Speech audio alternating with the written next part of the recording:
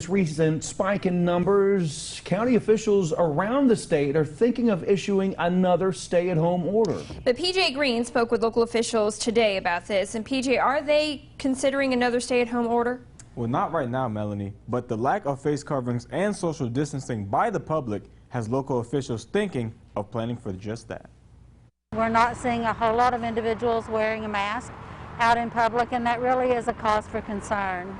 With COVID-19 hospitalizations hitting a record high this past Sunday, counties around the state are revising their COVID-19 orders.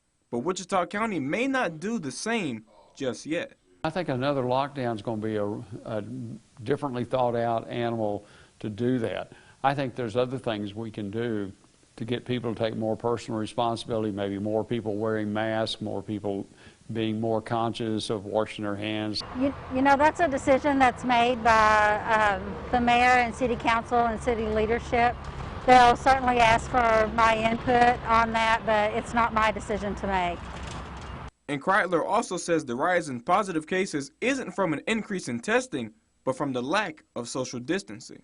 But I don't think we're having an overall increase in the number of individuals that are tested, but we're having an increase in the number of positives that we're seeing from those individuals. Personally, I really haven't seen people social distancing or wearing masks, honestly. Back home in New Mexico, I had to wear masks in Walmart and certain grocery stores because they wouldn't let you come in.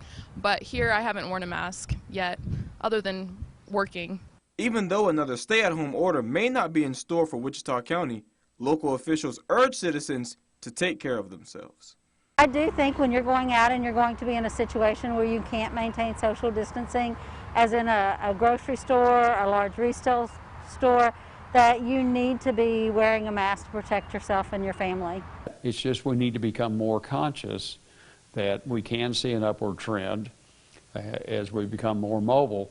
Let's try to do everything to protect ourselves and each other. Protecting individuals and families is the #1 priority during the COVID-19 pandemic.